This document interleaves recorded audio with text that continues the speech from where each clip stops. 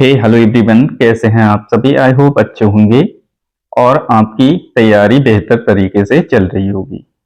तो आज हम फिर से ब्लड रिलेशन के उन प्रश्नों को सॉल्व करने वाले हैं जो प्रीवियस ईयर में पूछे गए हैं। ओनली मैं वही प्रश्न यहाँ पर सॉल्व करा रहा हूँ जो प्रीवियस ईयर में पूछे जा चुके हैं। तो चलिए वीडियो को स्टार्ट करते हैं। इस पर हमने कई सारे वीडियो बना दिए हैं जिसमें हमने बेसिक भी बताया है और बहुत सारे प्रश्नों को भी सॉल्व करवाया है। तो अगर अभी तक आपने नहीं देखे तो देख लें, उसका लिंक हमने इस वीडियो के डिस्क्रिप्शन में दे दिया है। तो चलिए वीडियो को स्टार्ट करते हैं। आज का हमारा पहला प्रश्न है। इसमें क्या बोला है? इसमें बोला है यदि पी क्यू का पति है और आर एस और क्यू की माता है तो आर से पी का क्या संबंध है। आर का पी के साथ हमें रिलेशन निकालना है, तो कैसे निकालेंगे? देखिए यहां पर क्या बोला है, पी क्यू का पति है। पी जो है क्यू का पति, तो यहां पर पी क्या हो गया? मेल हो गया। और जब पति पत्नी होंगे इनके लिए हम इक्वल का साइन लगाएंगे। हस्बैंड वाइफ के लिए इक्वल का और सिस्टर एंड ब्रदर के लिए हम लगाएंगे अप्रोक्सीमेट का साइन। और जो मेल होगा उसके लिए प्लस सिंबल यूज करेंगे और फीमेल के लिए माइनस सिंबल। तो यहाँ पर बोला है पी क्यू का पति है। क्यू का पति है तो पी यहाँ पर मेल होगा और क्यू क्या होगी? फीमेल होगी। और आर एस और क्यू की माता है। आर जो है एस और क्यू की माता, यहाँ पर क्यू का एस के साथ रिलेशन होगा क्योंकि ये इसकी क्यू की माता है, तो एस की भी माता यहाँ पर बोल दिया है तो एस की माता होगी। तो इनमें आपस में कोई ना कोई रिलेशन होगा, या भाई बहन का होगा या बहन बहन का होगा।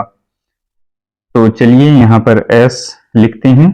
इसका अभी हमें जेंडर डिसाइड नहीं है तो यहाँ पर कोई भी सिंबल यूज नहीं करेंगे। तो आगे बोला है आर से पी का क्या संबंध है।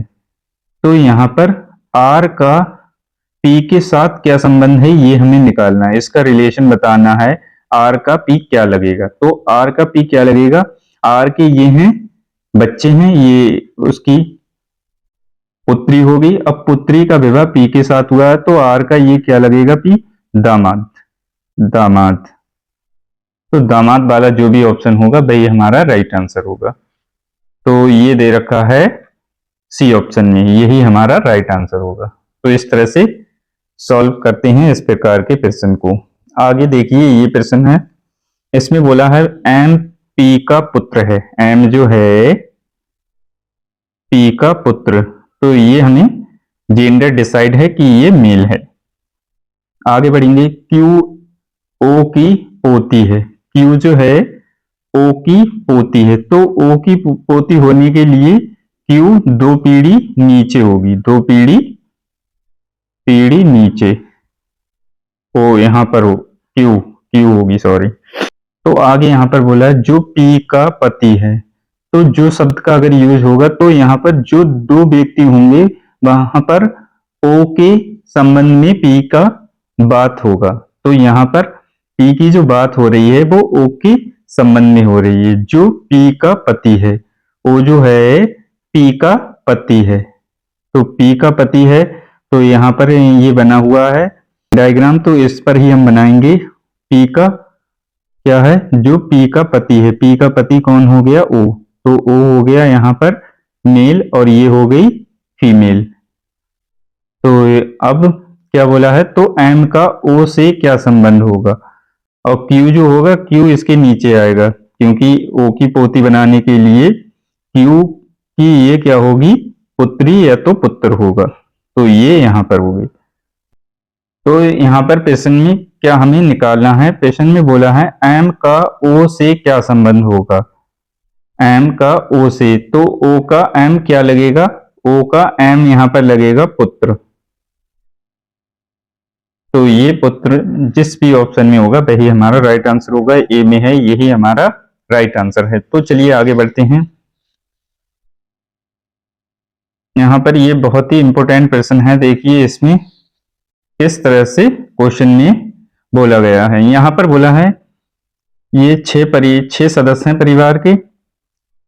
जिनमें से क्या बोला है, पुरुषों की संख्या औरतों की संख्या के बराबर है। इट मीन्स यहाँ पर 3 मेल होंगे और 3 ही फीमेल होंगी। तो ये हमें पता चल गया। अब आगे बढ़ेंगे। ए और ई एफ के बेटे हैं। ए और ई एफ के बेटे हैं, तो ये मेल हो गए। अब हमें एफ का जेंडर डिसाइड नहीं है, तो आगे बढ़ेंगे। बी ए का पुत्र है। बी जो है ए का पुत्र है। यहां पर ए का पुत्र कब होगा, इसकी शादी हुई होगी तभी ये पुत्र इसके हुआ है। तो यहां पर इसकी शादी अभी हमें करानी किसके साथ होगी, आगे देखेंगे क्वेश्चन में क्या बोला है। तो बी ए का पुत्र हो गया, बी ए का पुत्र। तो यहाँ पर प्रश्न में ये भी बोल दिया 3 मेल और 3 फीमेल। तो यहाँ पर 3 मेल तो हमें मिल चुके हैं, तो यहाँ पर एफ जो है वो फीमेल होगा, क्योंकि 3 मेल तो हमें मिल चुके हैं। अब फीमेल हमें निकालना है। कहां से निकालेंगे देखेंगे आगे क्वेश्चन में और क्या बोला है। तो आगे प्रश्न में बोला है डी 2 बच्चों की मां है, एक लड़का और एक लड़की।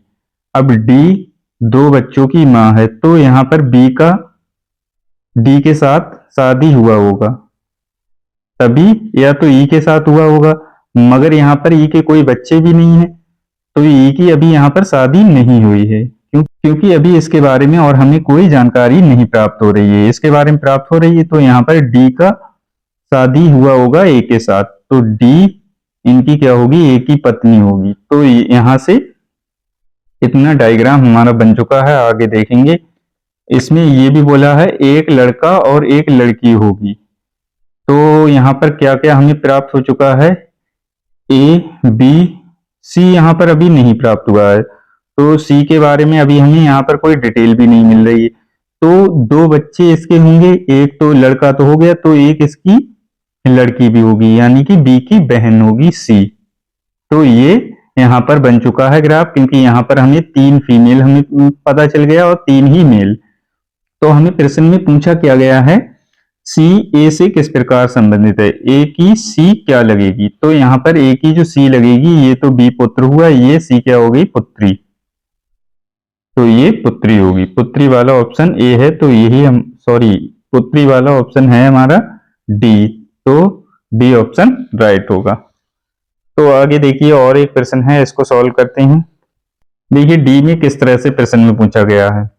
यहाँ पर 1 2 3 4 पॉइंटों में प्रश्न को दिया गया है।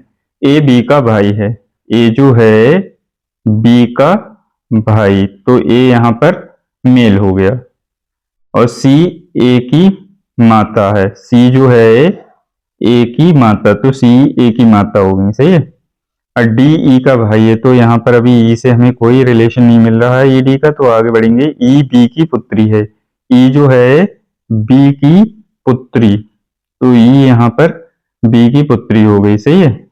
और डी ई का भाई है, डी जो है ई का भाई हो गया, सही है।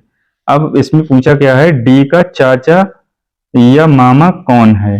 तो डी का चाचा और हमें मामा निकालना था, कौन हो बनेगा यहाँ पर, डी का चाचा या मामा। तो डी का यहाँ पर चाचा या मामा ये बन सकता है ए, तो ए वाला हमारा जिसमें होगा वही हमारा राइट होगा। ए ऑप्शन में दे रखा है, तो यही हमारा राइट आंसर होगा। यहां से आप देख सकते हैं, क्योंकि बी के ये क्या हो गए बच्चे, अब बी का ये भाई है, तो बी का ये भाई है, तो ये बाकी में यहाँ पर मामा बनेगा इन दोनों बच्चों का। तो यहाँ पर और क्वेश्चन में पूछा है डी का चाचा या मामा कौन है, तो डी का चाचा या मामा ए होगा, तो यही हमारा राइट आंसर है। तो आई होप फ्रेंड्स आप समझ पाए होंगे कि इस तरह से रक्त संबंध में प्रश्नों को सॉल्व किया जाता है। तो आज के लिए इतना ही। नेक्स्ट वीडियो में हम संकेत पर आधारित प्रश्नों को सॉल्व करेंगे। नेक्स्ट वीडियो में फिर से आपसे मुलाकात होगी, तब तक के लिए थैंक यू। जय हिंद साथियों।